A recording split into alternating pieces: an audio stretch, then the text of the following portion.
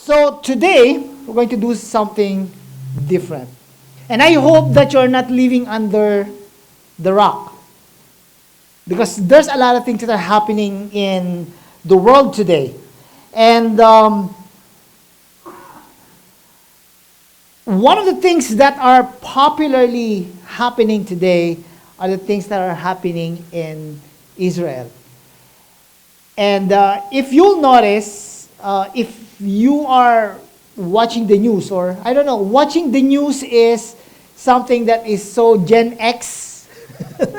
I don't know if people are still watching the news as opposed to just scrolling onto your Facebook feeds and then clicking on the news items or reading the newspaper. But current events, Israel, Palestine, all of us are hearing all of this news that are happening around the world right now. And a lot of people are afraid of what's going on. And we don't even appreciate the enormity of the things that are going on in Israel right now. If you want, you can just probably watch some videos, or YouTube videos, documentaries of what's the reason behind the conflict in Israel. But right now, what we're seeing is pure devastation. People are getting killed. Innocent babies, kids, elderlies, citizens that are not civilians, that are really not, they just don't want all these political things that are happening around them, but they're just part of the casualties that's going on. But when Israel is involved, Christians always have their opinion. Have you noticed that? In fact, there's a very popular actress slash wife of a pastor, si Rica Parelejo. She made a very controversial statement. Sabi niya, pagka mga Kristiyano tungkol sa Israel, comment na alaga ng comment. Pero pagka dito naman sa atin, ang mga nangyayari, tahimik lang tayo. We're not going to talk about that. I'm not saying I agree or disagree with her statement. But that's a fact.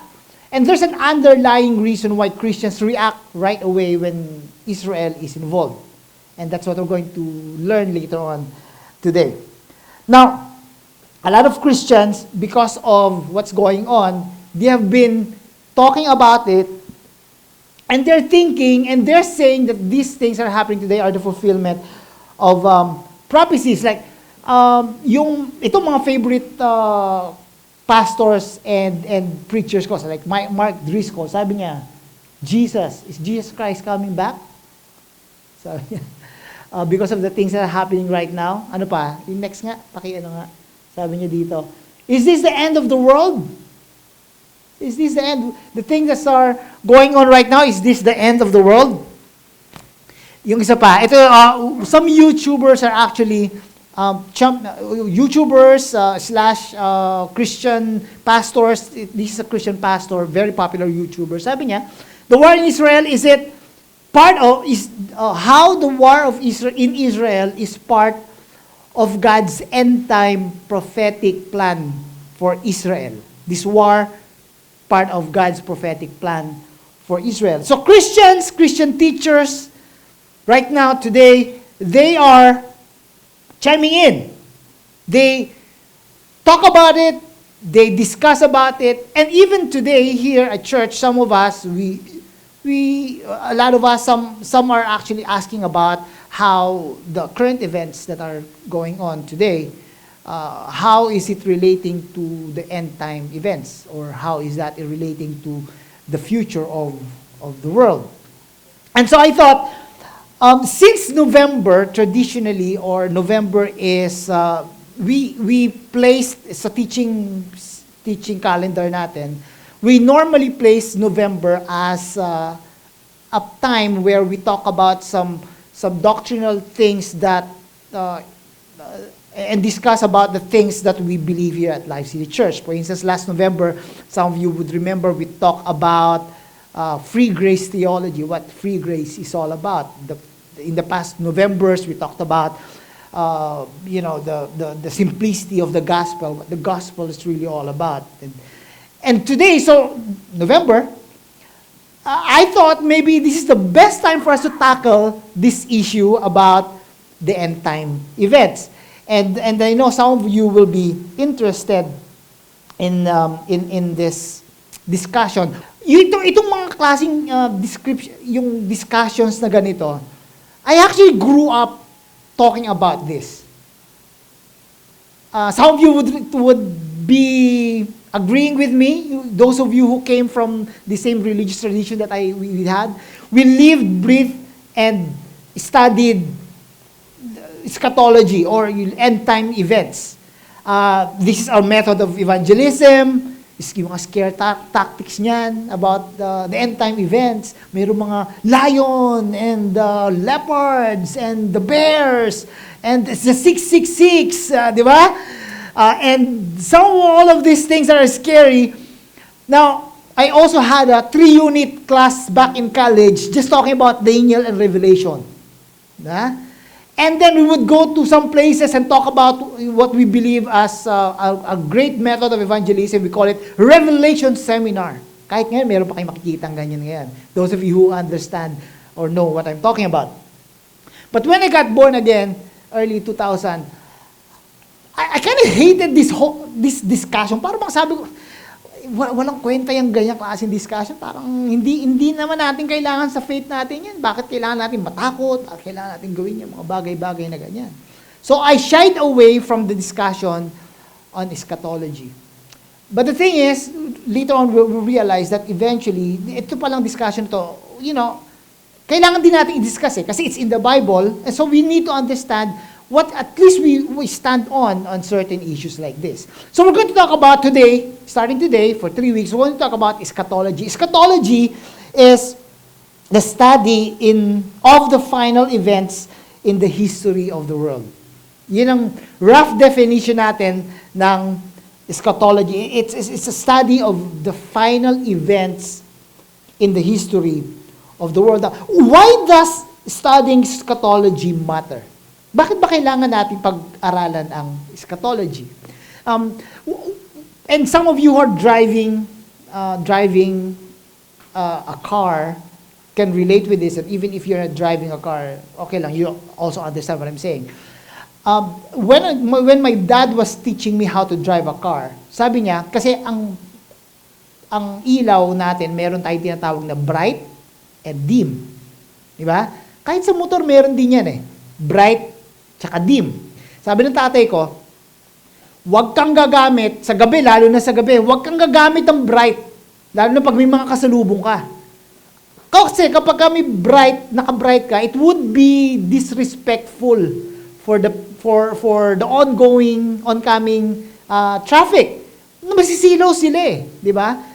Yung tatay ko kasi respectful sa daan talagang tinuturo niya ang tamang paraan ng pagdadrive. Now, and that's why hindi ko talaga ginagamit kahit si Joy pagka tinatanong, huwag gamitin ang bright. Diba? Pagka nagdadrive lalo sa gabi. Now, just a few weeks ago, I went home to the province and I had to leave at around 5 o'clock or 4:30 in the morning para makahabol ako sa church natin. It was a Sunday morning. So umaga, walang masyadong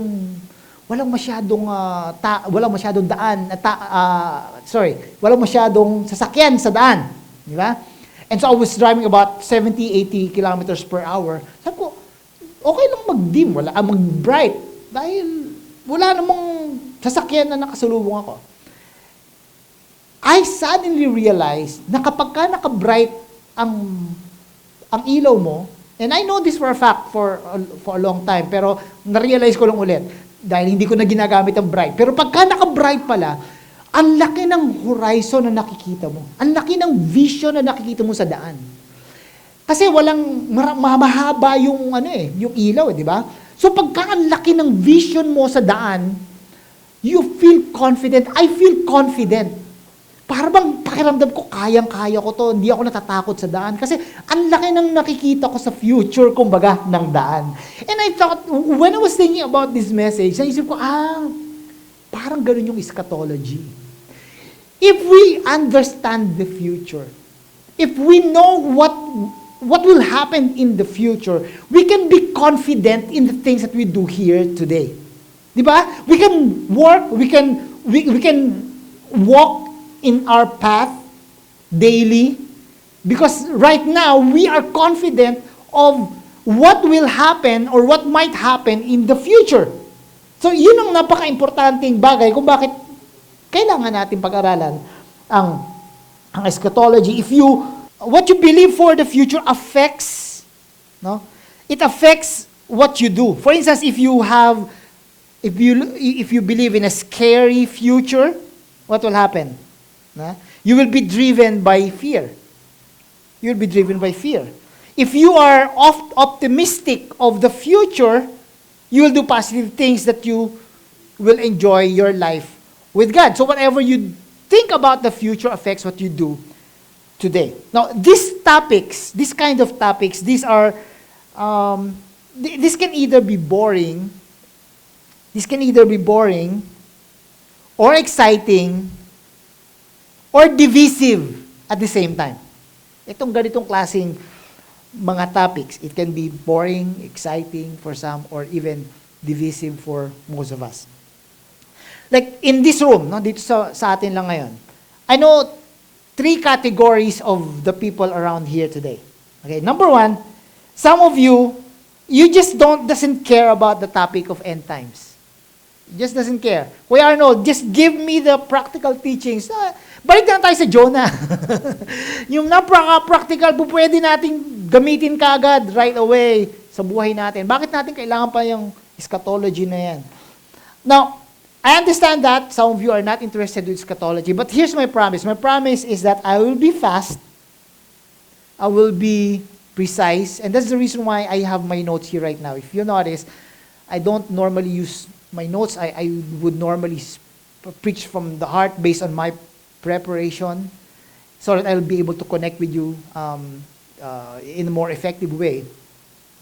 But today, I want to be precise, I want to be fast so that I will not bore you out. But here's my promise. At the end of the message for these next 3 weeks, there will always be application that you can always carry with you right after the experience. Right? So just stay on, stay by. Even if you're not interested in eschatology, you'll also benefit from this.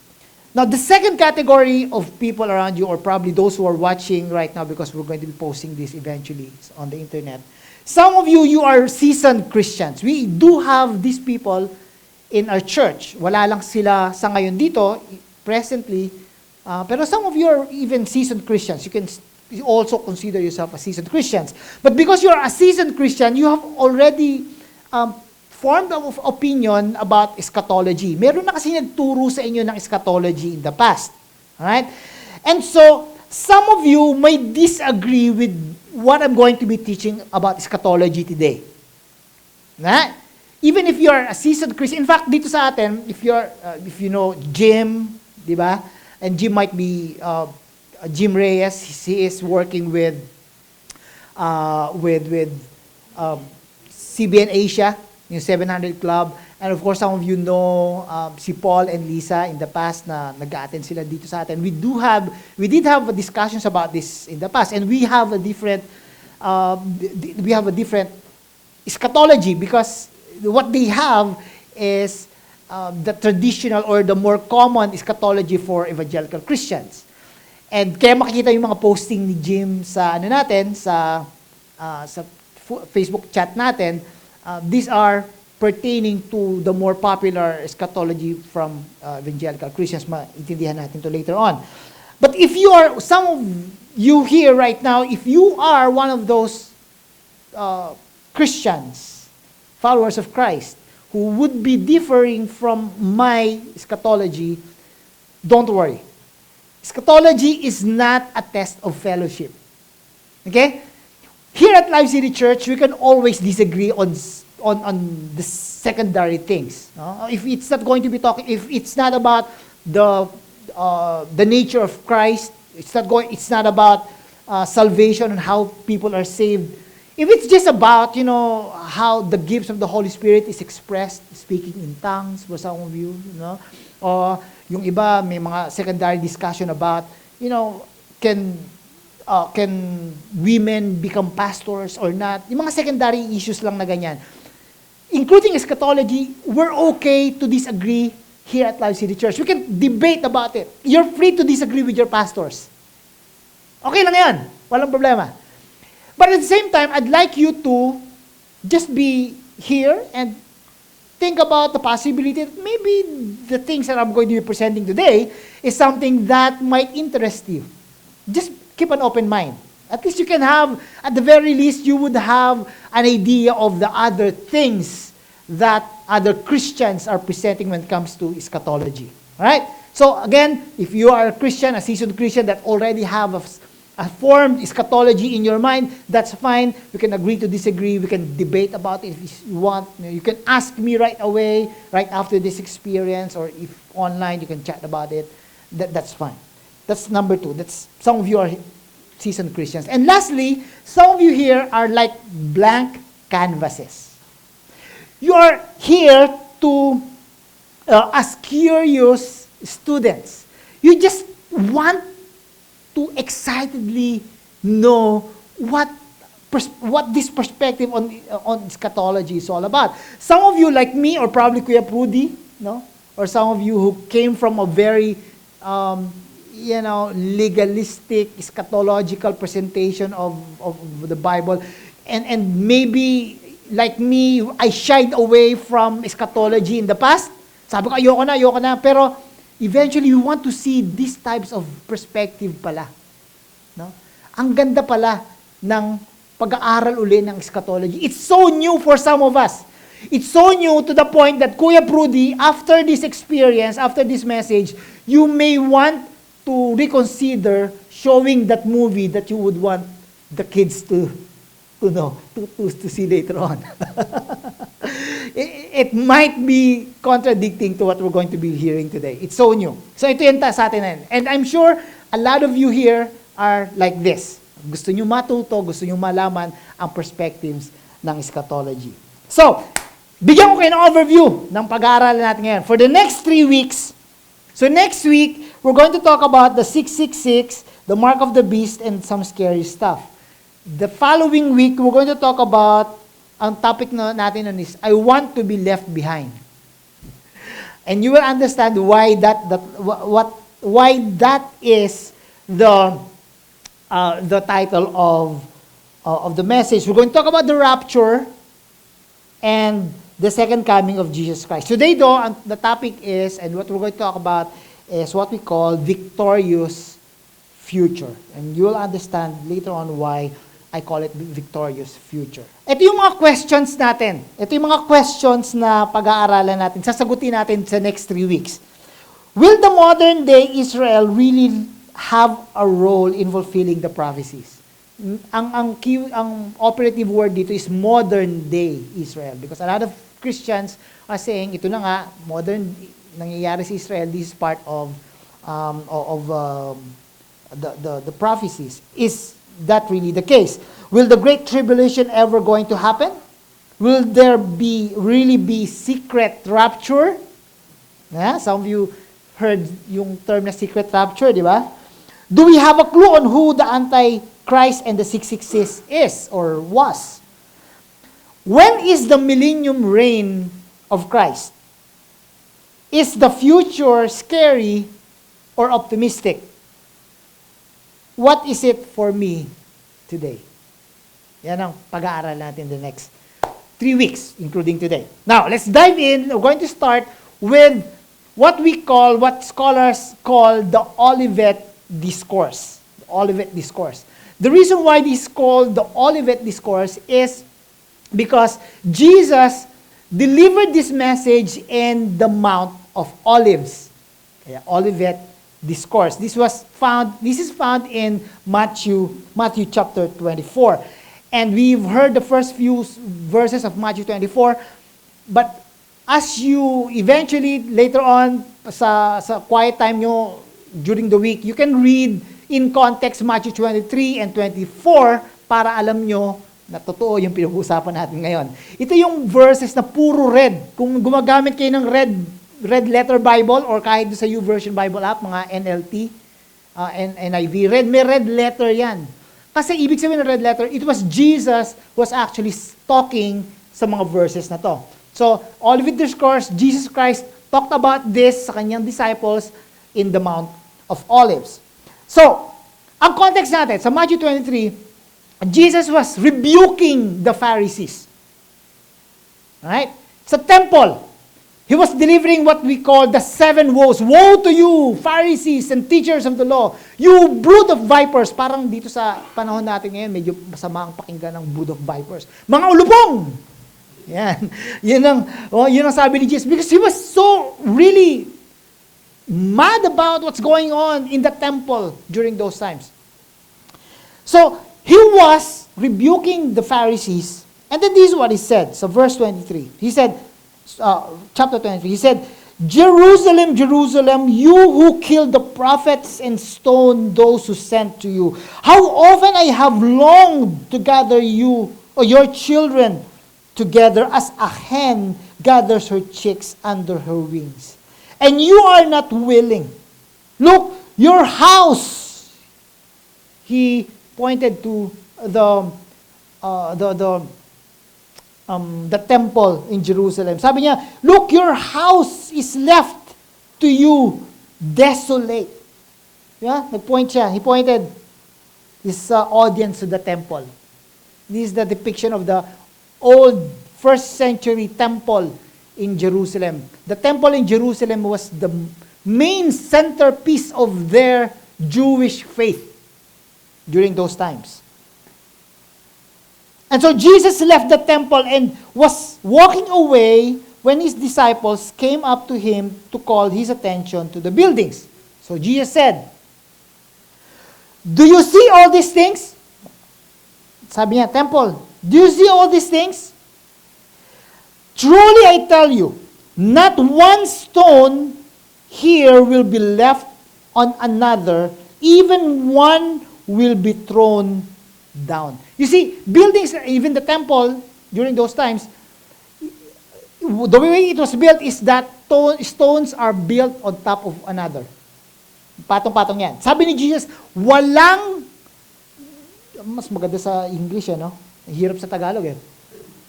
There's no, sabi niya dito, truly I tell you, not one stone here will be left on another. Ha? Patong-patong yan. Everyone will be thrown down. Lahat yan, mawawala, sabi ni Jesus. So, as Jesus was sitting on the Mount of Olives, ito yung Olivet Discourse, sa chapter 24, the disciples came to him privately. Right? Disciples. He asked Jesus 3 things. Sabi niya, tell us, when will this happen? When will this happen? Ano yun? When the temple is going to be destroyed. Jesus was talking about the temple being destroyed. Sabi niya, when will this happen and what will be the sign of your coming? Now, very important. And we're not going to dive into this deeper sa 3rd week natin to pag-aaralan. Pansinin nyo, minsan pag nagbabasa tayo ng Bible kasi, meron tayong preconceived idea na because of the teachings that was sent to us, given to us. Di ba? When we read this verse in the past, including myself, anong basa natin dito? When will the sign of your second coming? Di ba ganun ang basa natin? No, that wasn't the verse. Sabi dito, when will the sign of your coming? Right? Hindi natin muna pag-aaralan ng gusto yan sa 3rd week natin pag-aaralan. And the end of the age, NLT or KJV, King James Version, when is the end of the world? Tatlo yung question na yan. So Jesus answered them. Sabi niya, gusto niyo bang malaman kung kailan mangyayari yan? So sabi niya, there will be, number 1, there will be people who will be claiming to be Christ. Sabi niya, watch out that no one deceives you, for many will come in my name, claiming I am the Messiah, and I will deceive many. Ano pa? Sabi ni Jesus, there will be wars and rumors of wars. You will hear of wars and rumors of wars, but see to it that you are not alarmed. Such things must happen, but the end is still to come. Nation will rise against nation, and the kingdom against kingdom. There will be wars and rumors of wars. Alright? Next, sabi ni Jesus, there will also be famine and earthquake. Sabi niya, there will be famines and earthquakes in various places. Okay? Sabi pa ni Jesus, there will be persecution among you. Then you will be handed over to be persecuted and put to death. And you will be hated by all nations because of me. Ano ba? Sabi ni Jesus, you want to see the signs? Sabi niya, there will be apostasy and false prophets in the end of age. Sabi niya, at the time many will fall away and will betray, and will betray one another and hate one another. Many false prophets will arise and will mislead many because lawlessness is increased. Most people's love will grow cold, but the one who endures to the end will be saved. He will be saved. Ano pa? Sabi ni Jesus, one of the signs of the end of the world and of his coming is that the gospel is preached to the world. Sabi niya, and this gospel of the kingdom will be preached in the whole world as a testimony to all nations, and then the end will come. Lastly, in our list today, sabi ni Jesus, there will be great tribulation, there will be great sufferings. No? Sabi niya, let no one in the house go down to take anything out of the house. Ang hirap pagka malabo na yung mata mo, no? Gusto mo nang magsalamin. Nagkakamali na ako ng basa. Let no one in the field go back to get their cloak. How dreadful it will be in those days for pregnant women and nursing mothers. Pray that your flight will not take place in winter or on the Sabbath, for then there will be great distress, unequaled from the beginning of the world until now, and never to be equaled again. In those days, ano yun? Had not been captured. Ha? In those days, ang sabi niya? Had not been. Ang hirap talaga. Next time, kasalamin na ako talaga. In those days, had not been cut short, no one would survive. But for the sake of the elect, those days will be shortened. Jesus painted a grim future. Yeah? The question is, when will all these things happen? When will all these things happen? Now, there's a few ways to interpret this. This is what we call, ito na yung popular evangelical view about the end times. We call this the futurist view. Futurist. Meaning, sabi ng mga futurist, this will happen in the future. Ang most common or most popular are what we call itong dispensational premillenialism. Okay? Dispensational premillenialism. Yung pinanggalingan namin ni Kuya Prudy na perspective, or kung si Chris Lo ay nakakatanda pa ng ating pinanggalingan, ang tawag naman doon ay, ang technical term doon, ay historicist or historical premillennialism. Pero ang ibig lang sabihin nito, there will be great trouble that will happen in the future before the millennial reign of Christ.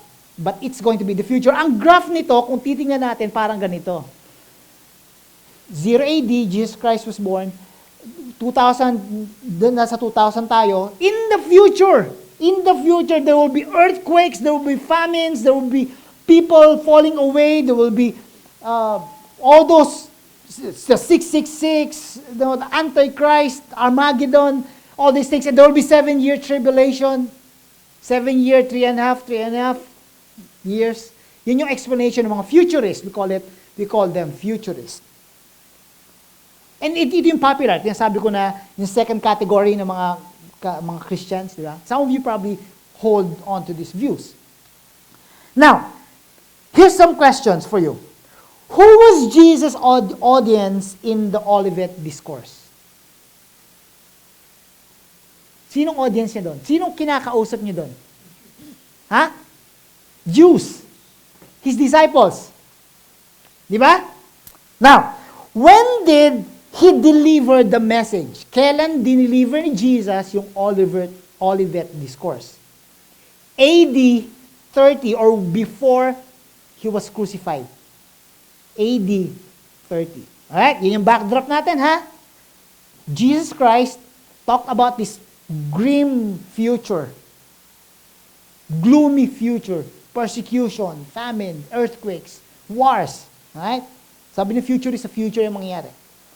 Now, this is what Jesus Christ said. He said, "Truly I tell you, this generation will certainly not pass away until all these things have happened." Sabi ni Jesus, this generation, you, the Jews, the disciples that I'm talking with right now, this generation, in fact, most scholars would equate a generation to about 40 to 45 years. That's a generation. So sabi niya, this generation will not pass away until all these things have happened. Meaning, ito daw mangyayari na to, ay mangyayari within this generation. That's what Jesus Christ said. And so, here's what I'm going to do. I'm going to present to you a less popular, but when I say less popular, it doesn't mean that it's not biblical. And it wasn't held by past Christians. This was actually held by a lot of our church fathers, mga reformers like John Calvin, and recently sila R.C. Sproul, or yung mga other reformed theologians like kilala nyo sila Charles Spurgeon. They also hold to this view. This view is what we call preterist or preterism or classical or partial preterism or classical preterism. We're not going to talk about the nuances of full or partial preterism. From here on, we're going to call it classical preterism because some scholars or some teachers call it the classical preterism. Preterism is actually the Latin for praterius, prateritus. Okay? Which means that which has passed. Okay? Kung titingnan natin itong classical preterism in a graph as compared to the graph ng futurist, ito yung graph niya. No? Jesus Christ was born around BC 3, no? 3 BC 0, and then the end times happened between that time that Jesus Christ talked about the Olivet Discourse up to the destruction of Jerusalem in AD 70. Yun yung tinatawag ni Jesus na end times. End times noong reign or nung time ng Jewish religious system that will end eventually on the destruction of the Temple of Jerusalem in AD 30. Wala na yan in the future. We're now living, next week we're going to talk about the millennial reign of Christ. We're now living in the millennial reign of Christ, and then we're waiting for the second coming of Jesus. This is the preterist version or preterist understanding of the end times. Okay? I'm going to show you today, for the remaining of our time today, I'm going to show you why this is not just biblical, but also historical. Itong perspective ng preterism or perspective ng ganito at hindi siya futurist. Okay? I'm going to talk about this for the remaining of our time. Jesus talked about, halimbawa, Jesus talked about many claiming to be Christ. No? Many claiming to be Christ. the futurists will say that in the future that there will be antichrist. When they see people who are false prophets, no, they say, oh, this is now the sign of the end of age. Diba? No, si Eusebius, first century Christian, sabi niya, after the Lord was taken up into heaven, the demons put forth a number of men who claimed to be gods or claimed to be Christ. You see, ang perspective kasi nung time ng first century, the Jewish people are actually looking for a Christ or for a Savior or a Messiah that will liberate them from the issue, the problems that they are being governed by the Roman Empire. They're looking for Christ. So there are a lot of Christ that came out after that. So John Wesley, one of our reformers, sabi niya, and indeed, never did so many impostors appear in the world as a few years before the destruction of Jerusalem, AD 70. Undoubtedly, because that was the time wherein the Jews in general expected the Messiah. Huh? So, that happened, no? In the first century. Sabi ni Jesus, there will be wars and rumors of wars. And that's the reason why kapag ka mayroong war ngayon, war in Israel, war in Russia, sabi ng mga futurists, this is now the end of age. Ito na yung sign of the end times. No. Sabi dito, wars began to break out all over the Roman Empire. The Jews lived in constant fear, with 50,000 Jews being slain in Seleucia and 20,000 in Caesarea. Then in AD 66, 50,000 Jews were killed in Alexandria. Within a period of 18 months, 4 emperors in Rome were violently murdered. Civil war broke out in the city of Rome. It was a time of great turmoil, and there were constant rumors of new rebellions. So during the first century, before 70 AD, there was wars and rumors of wars. This is what Jesus Christ was predicting back then. Jesus also mentioned that there will be famines, and that's why mga futurists ngayon, pagka meron yung famine sa Africa, may famine kung saan sa mga lugar, they were saying, this is also one of those signs of the end times. Pero sa Bible mismo, in Acts chapter 11, verse 28, there was also a famine that was talked about. Sabi dito, Agabus stood up and began to indicate by the Spirit that there would certainly be a great famine all over the world, and this took place in the reign of Claudius. During their time in the book of Acts, these famines also happened. Earthquakes, sabi ni Jesus, there will be earthquakes. So kapag ngayon, may earthquake, malaking earthquake, marami namamatay, sabi ng mga futurists, ito yun. Ito yung sign of the times. History tells us that the few years just previous to the fall of Jerusalem in AD 70 was a time of unusual high seismic activity. The most famous earthquake was the destruction of Pompeii in AD 63. So this happened as Jesus Christ predicted. Earthquakes happened before the destruction of the temple in Jerusalem. And then there will also be persecution. Naku, big deal tong persecution. Alam mo, when we were growing up sa old church namin, big deal ang persecution. Sabi nga nung auntie ko na, unfortunately, she passed away a few months ago. Sabi niya, this was years ago, sabi niya, alam mo, pagka tayo pinersecute, si Arnold ang unang magpo-persecute sa atin. Kasi hindi na yan Adventist. Sorry doon sa mga nanonood ngayon na hindi na siya Adventist. Siya yung magpo-persecute sa atin. Kahit naman din sa mga hindi Adventist, yung mga naniniwala sa Dispensational Premillenialism. Alam natin may mga magkakaroon ng persecution daw. Di ba? In the last days. Sabi ng mga futurist.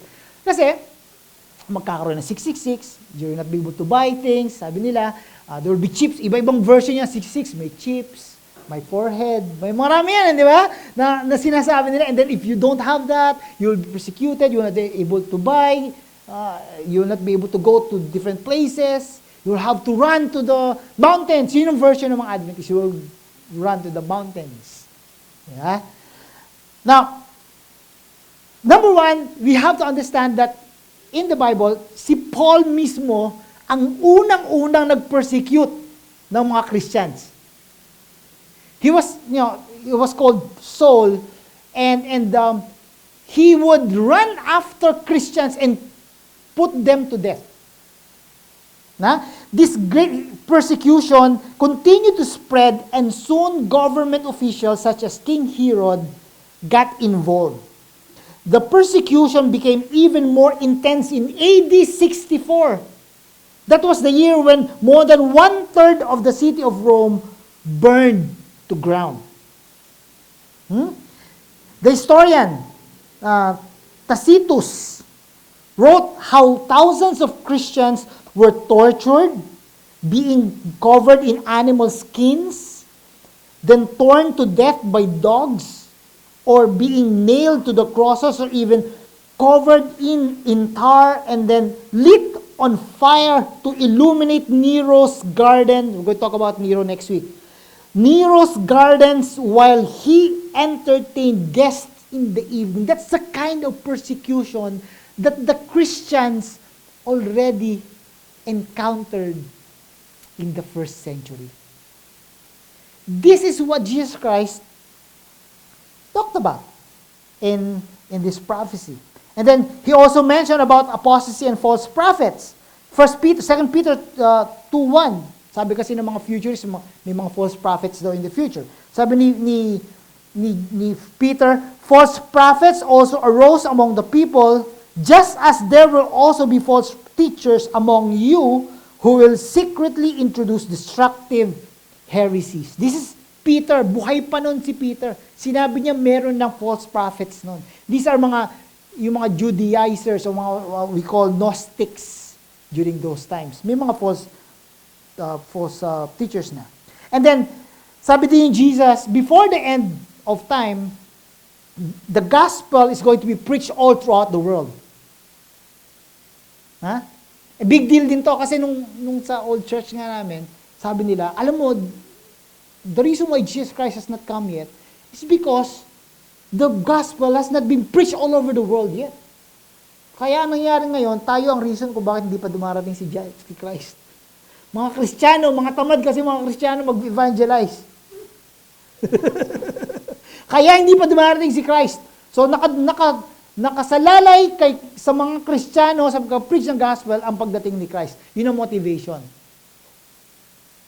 Now, sabi sa Romans, meron sa Romans 1:8, pero I'm going to read Colossians 1:5-6. Sabi, the gospel which has come to you, this is Paul talking, no? The gospel which has come to you, just as in all the world, also it is constantly bearing fruit and increasing. The gospel back then was preached throughout that world, that known world. Nangyari na noon pa. In that known world in the Roman Empire. It was preached throughout their world during those times. Jesus also talked about, and lastly, Jesus talked about the great tribulation.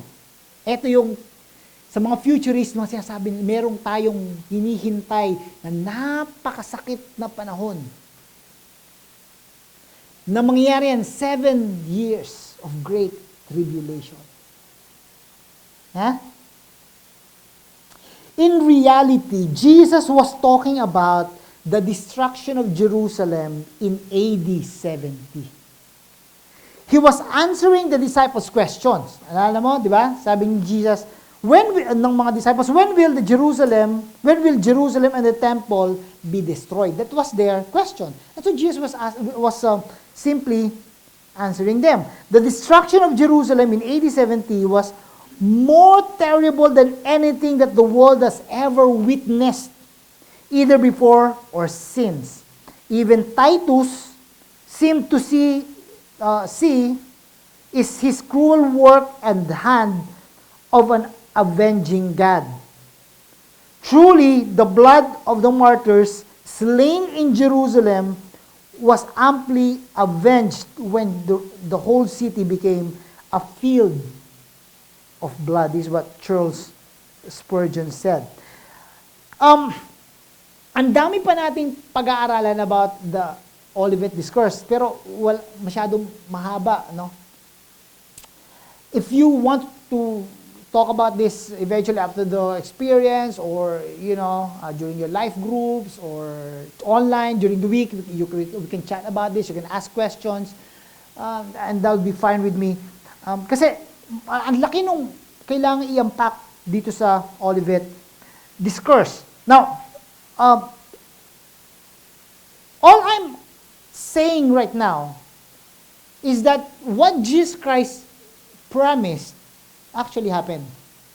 What did He promise? Sabi dun sa verse natin, truly I tell you, this generation will certainly not pass away until all these things have happened. Did the words of Jesus Christ come true? Well, they would have been fulfilled by AD 70 because Jesus made His declaration around AD 30. So kasama sa generation yon. Historically, did anything happen? Yes, AD 70 Jerusalem was destroyed within 40 years after Jesus declared the judgment. No?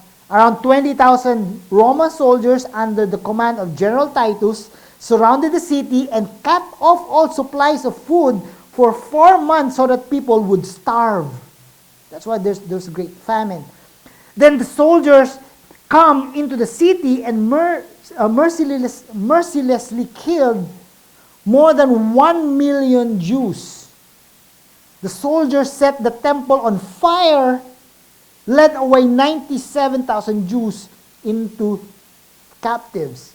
At that time, the Jewish population was decimated. Historically, little is known about the Jews' lives for the following 60 years. It was not until AD 130 to 135 that they began reassembling with enough strength to attempt one last rebellion against Rome. Then after 3 years of battling, the Romans were able to crush that rebellion, killing 580,000 Jews. And Israel was no longer recognized as a nation until 1948, yung reinstallation of the state of Israel by the United Nations. It was also at that time that the Roman commander ordered the temple in Jerusalem to be demolished so completely that each and every stone was carried away. Ito yung pinag-usapan natin, sinabi ni Jesus, di ba? Not one stone will be on top of another. That each and every stone was carried away, and the land upon which the temple had stood was plowed over. The temple was totally destroyed, as Jesus said it would be. And so the predictions, the prophecies that Jesus Christ said in the Olivet Discourse, it all happened in AD 73. So when will this happen? What will the sign of your coming and the end of the world or end of age? Amen, disciples? This happened in the first century with AD 70, the destruction of the temple in Jerusalem as the focal point.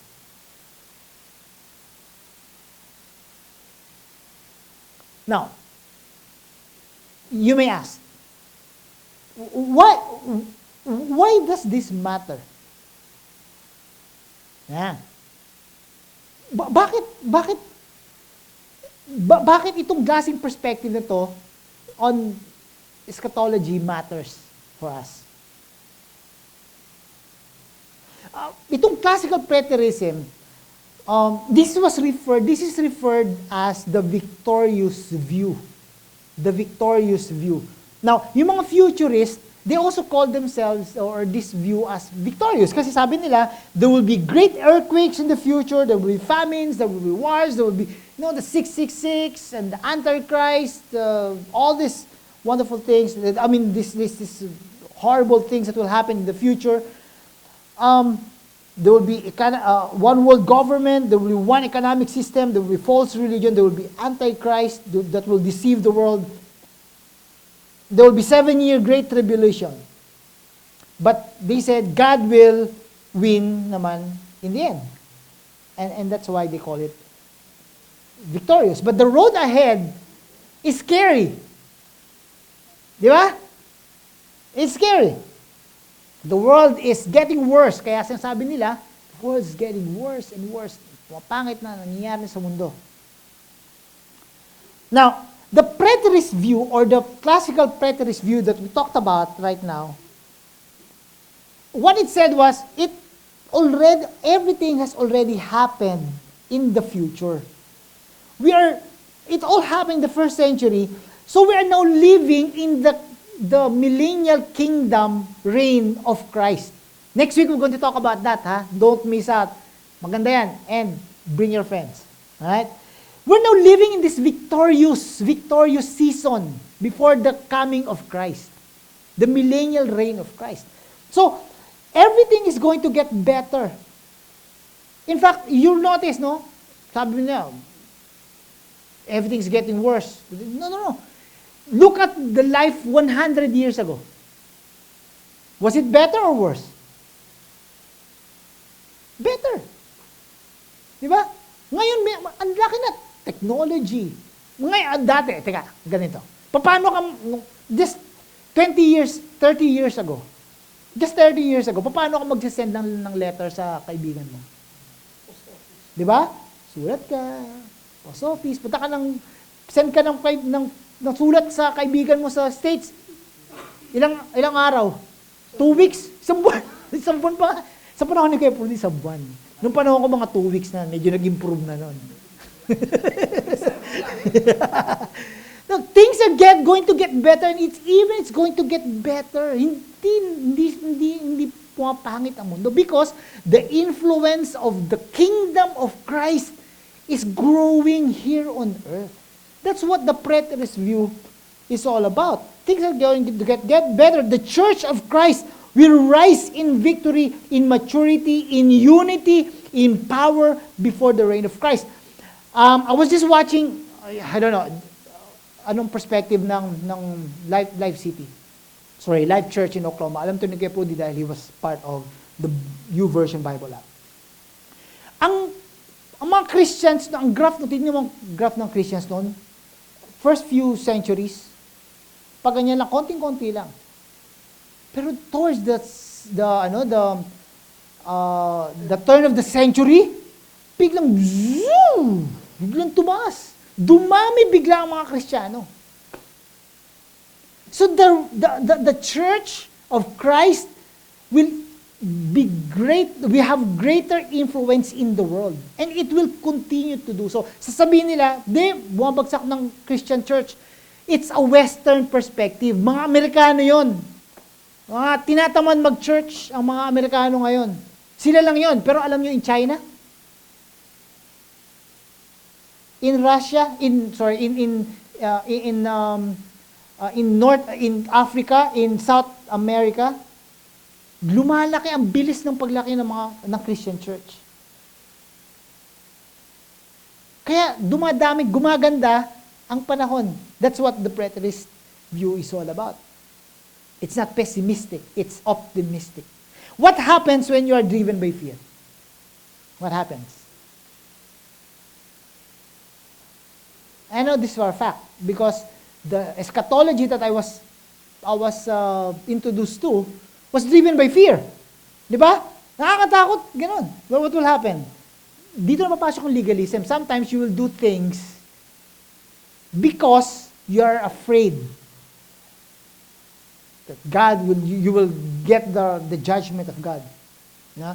Your motivation of following the way of the cross is not because you are victorious, but because you are afraid that something might happen in the future and you will be part of those who will be left behind.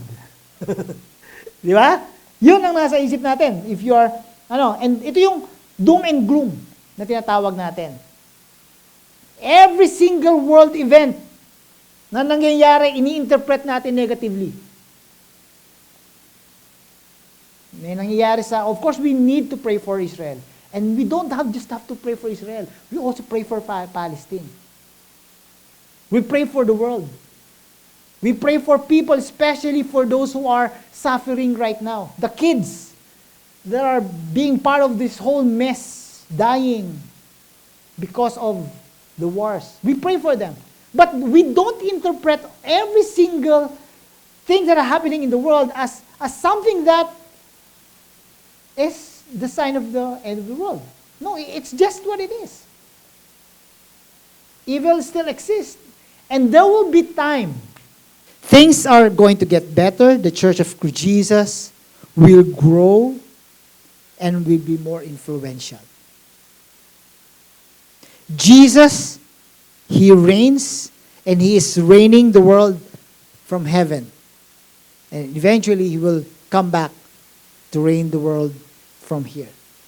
That's what the optimistic view of eschatology is. So, what we're going to do? We're going to wait joyfully for the return of Christ. That's what we're going to do.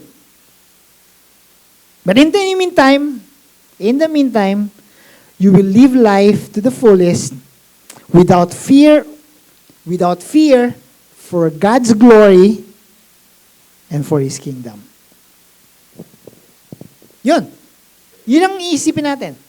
Yun ang gagawin natin ngayon. In the meantime, you will live life to the full because you are not afraid of the future, because the future is optimistic. You will live life to the full without fear for God's glory, for His kingdom. Of course, Jesus Christ said, in this world you will have problems. You will have tribulations.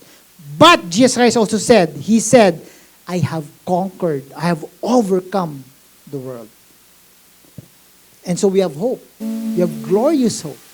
That is what the world, if we look at it from the positive perspective, in the optimistic perspective, will do to ourselves.